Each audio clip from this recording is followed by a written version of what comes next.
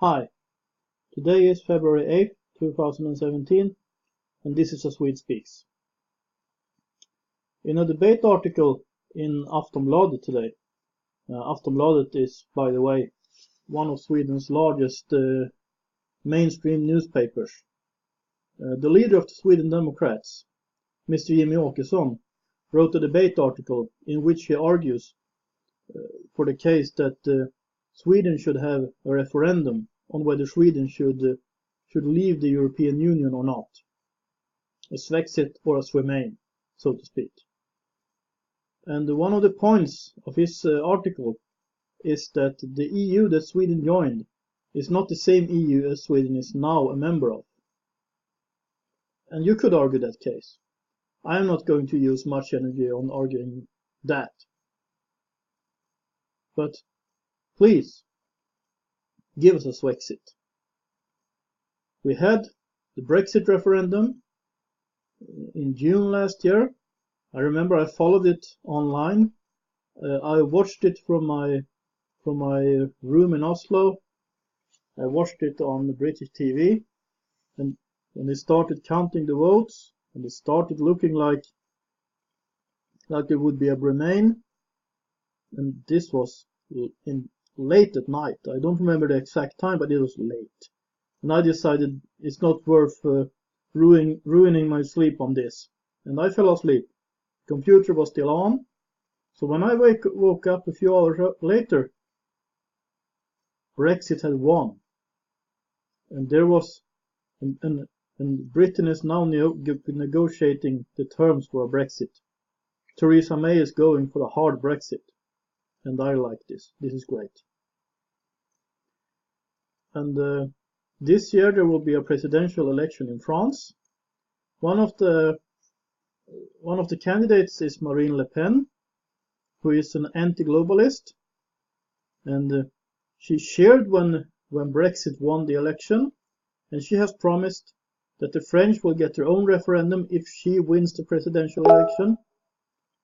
I hope she does, although I know too little of French politics to be able to analyze how possible Le Pen victory is.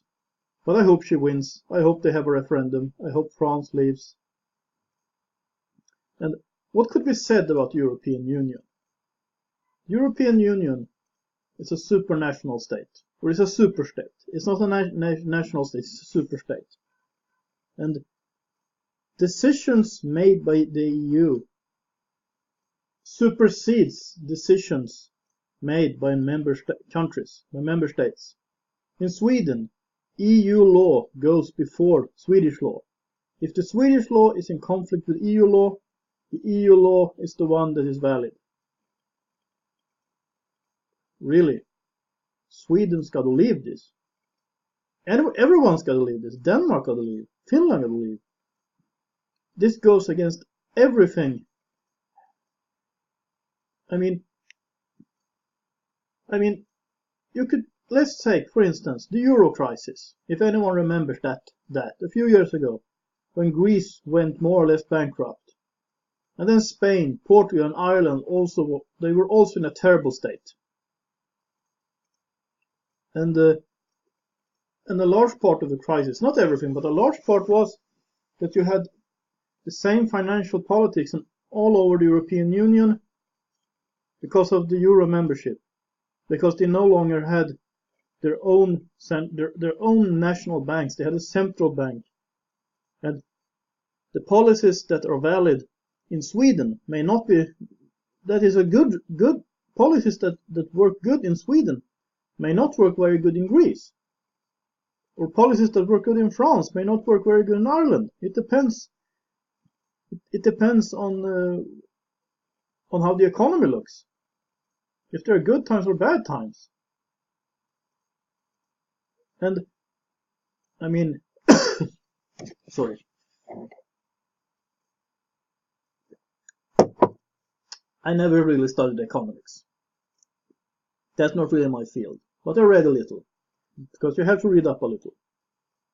And I know there are ideas about, for instance, perfect currency areas. And whether the European Union is one. Clearly not. You can't really compare with the United States, as some might do, because if you lose your job in Illinois, for instance, you could go look for a job in Michigan. You got the same language, the same culture, the same system, and thus you can have the US dollar in both places, no problems. But if you lose your job in the north of Finland, you speak only Finnish, a little Swedish, and a little English. And they tell you, but there are lots of works, there are lots of jobs, for instance, in the south of France. But those are jobs that you are not qualified because you don't speak French. But hey, I digress. Sorry. Let's move on. Then we had the migration crisis, which is still going on, which has really made a mess of the European Union, because Sweden and Germany more or less invited people, saying that the Syrian refugees should come, and they would be granted asylum. But then, when a lot of people came from Syria and from other places, and it became a heavy burden on Germany and Sweden, and they try to make other countries be a part of this. Just doesn't work. And the national state, which in many ways is a result of the Napoleonic Wars and such things, but that was still a good idea, and it works pretty well, because people who have the same language, the same culture, we understand each other, and we trust each other. And that even works with some minority groups. If you have minorities that have been there for a long time, they kind of get to know each other. The Finns sort of know where they have the Finland Swedes. The Swedes know where they have the Samis, or, well, at least, you don't get the same kind of conflict as you get when you try to harmonize all European Union members. So they all should have the same set of rules, decided by some bureaucrat in Brussels, or, well, okay, by some minister in Brussels. But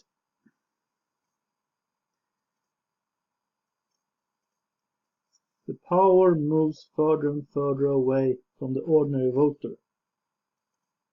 And plus, which is a point I like to make, harmonization is bad.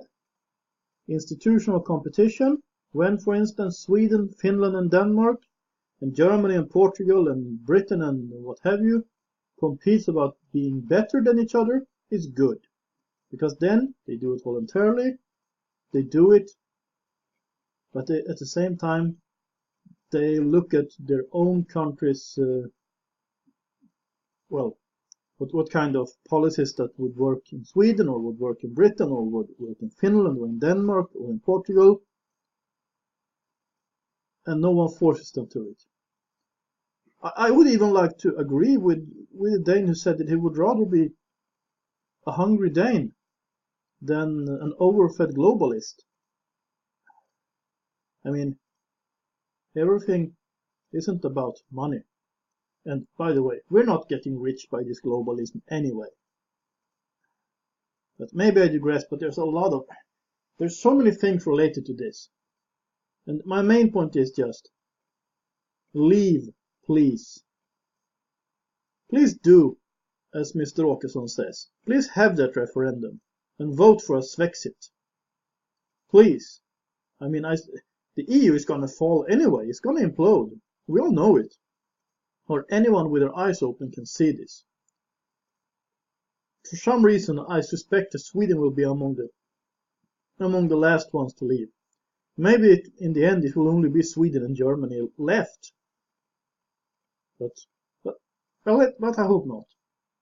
I hope Sweden leaves. So please, a Swexit. That would be nice. That would be really nice. And by the way, if you like this channel, like and share and comment. And you can support this channel through Patreon. I will include a link in the box below.